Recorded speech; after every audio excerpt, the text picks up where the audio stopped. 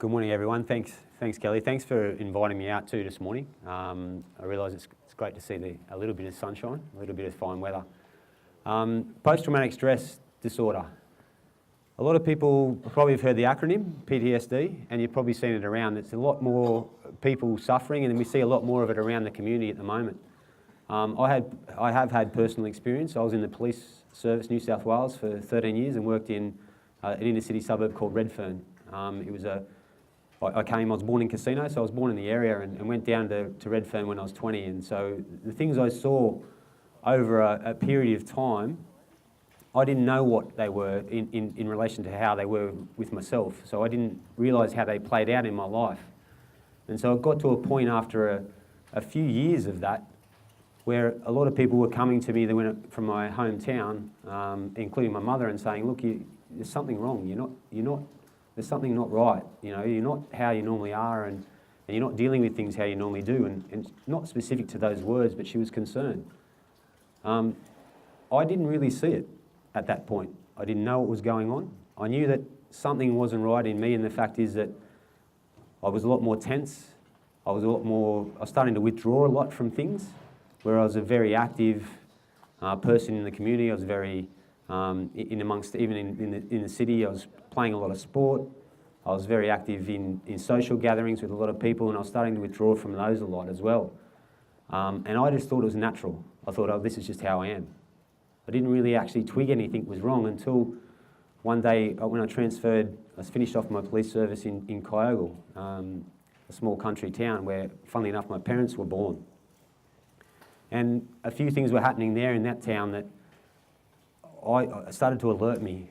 My last incident I went to was a fatal accident where a truck had run into a car, and I was actually driving the ambulance to the ambulance station with to the hospital, with a patient in the back, and a lot of the things were going through my head, and there was a lot of things happening.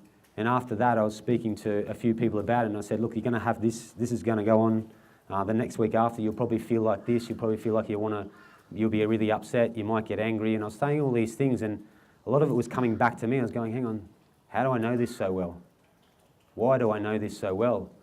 And so that was the first indication for me something was really wrong. And it was pretty much a couple of days after that I physically couldn't get into the police station again. And I didn't step foot in a police station for about 5 years after that. And so what I'm letting you know is that you may see people, or you may hear of people with this disorder, post-traumatic stress, and it's not that you need to treat them differently, but you need to understand that there's some things that go on for them that may bring you an understanding of how they behave or certain things they do, that they may not know what's going on at times. And at times when they might come back into work, or they might be still in work, or they might be out of work, and you might think, especially around mental illness, we think, mental illness, you think, there's something really wrong with this guy. Well, as you can see from me, I've had it. I was diagnosed serious depression, post-traumatic stress. I was almost hospitalised. I lost my licence. The doctors took my licence off me. I couldn't drive a car. I was housebound.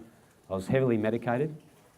And during that period, it wasn't as if there was, I was still a person.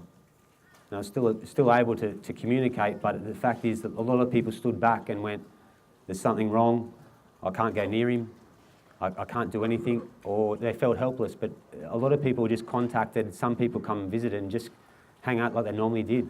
They just treated me like normal. And that normality that I found in that they just coming and saying, g'day Ray, how you going? What have you been up to type thing, that normality gave me a sense of a rest. It gave me a sense of, okay, everything is all right.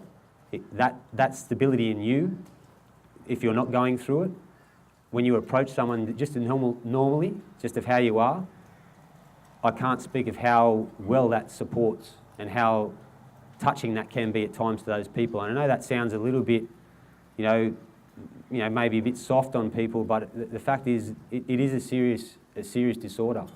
And a lot of people that have this disorder, they go in a place that, that a lot of people are fearful of. A lot of people don't understand. But for me, it's no reason for us to stand back and go, Well, I don't understand it, therefore I'm not going to go to it. I'm not going to touch it. I'm not going to speak to them. I'm just going to leave them by because it's too hard. I don't like it, or whatever it is. I'm not saying you'd say that, but I see from how it was with me that a lot of people, a lot of my friends that I'd worked in the police with, we'd worked a lot of years with, a lot of those, they didn't understand it, and so therefore they thought, well, it's better off I don't get involved. But that was actually the worst thing. It actually made it worse for me. And so if there is someone you know, or if you do hear of someone going through it that's close to you, or that, whether it be a friend, family, in your sporting clubs or even at work, for me, the best thing, my advice to you, the best thing would be, do some, I know Kelly's got some things to hand out, do some research, have a little bit of a read about it and what you see about it, but don't leave those people alone.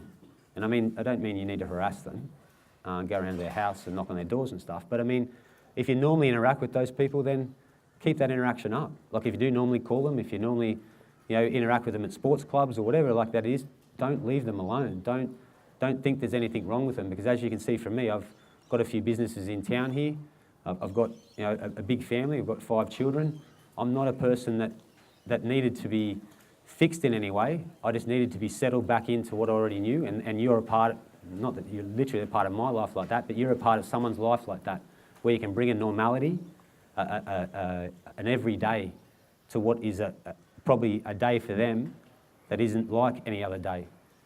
Because I remember days when I woke up that I didn't go outside.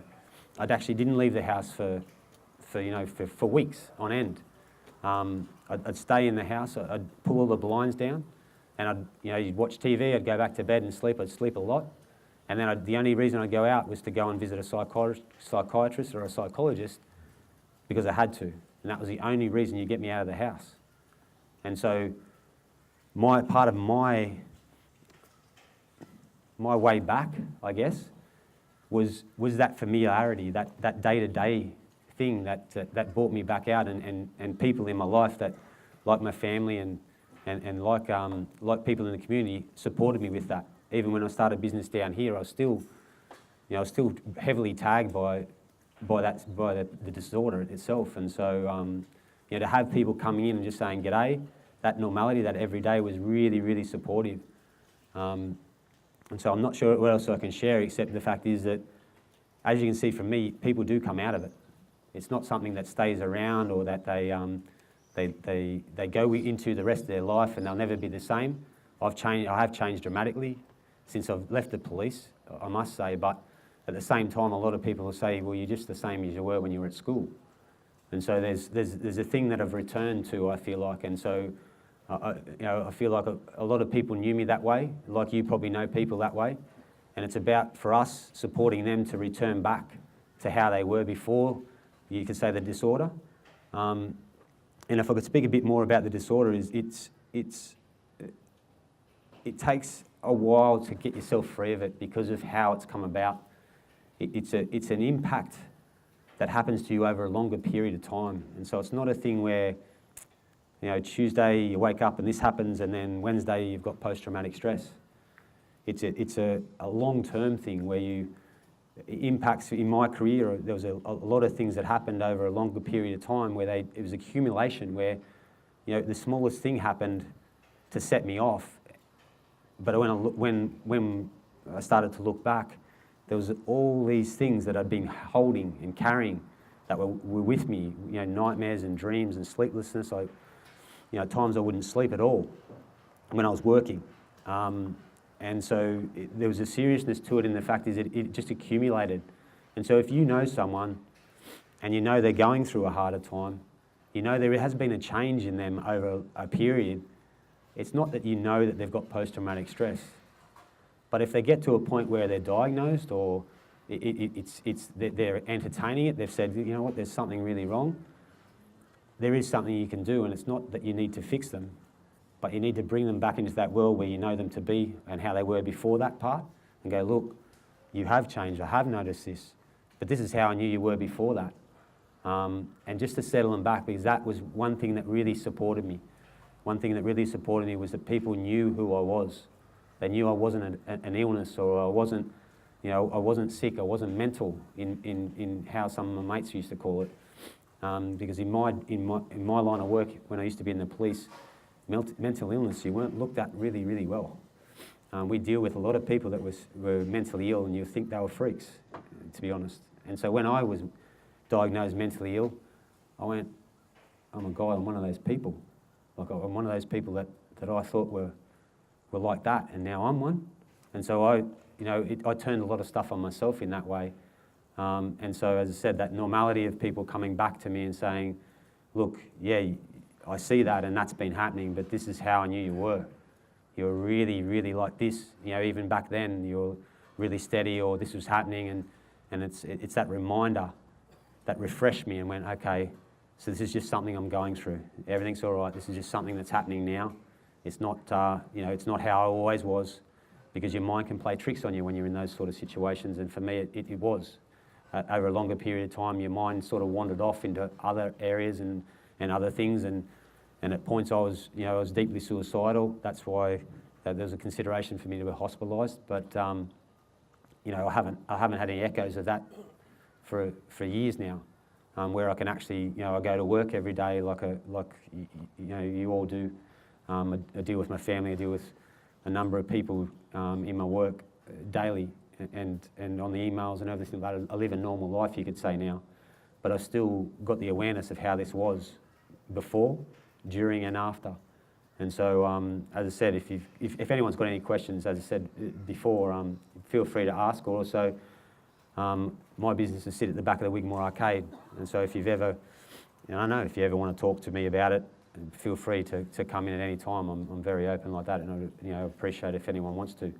But my main message is, don't leave people alone that that have either been diagnosed or are considering they may have something to do with a mental illness. It's not what we make jokes of. It's not, and it's not that you don't make light of stuff. I think that's a great way to be. But with this, it's a very sensitive issue that I feel like we need to, in a community, take a serious note of. That people with mental illness aren't people that are mental. They are people first. And if we see that and we bring that back, then it helps bring them back. And I think that's the most important thing. Thank you.